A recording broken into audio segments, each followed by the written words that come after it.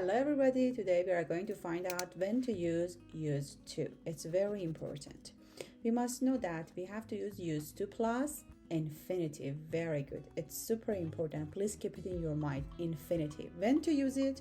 Definitely for past repeated actions. Very good. For past repeated actions. Exactly like simple past. Very good.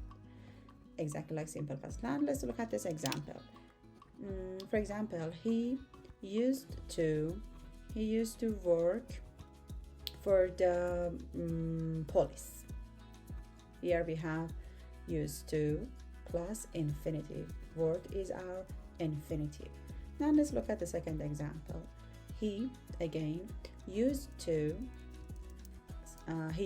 work for the police for example 10 years.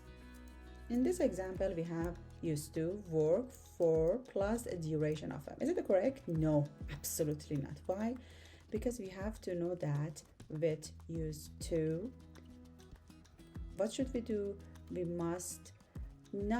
shouldn't mention, very good, excellent, the length of time, the duration should not be mentioned in our example. Thank you so much. Bye for now.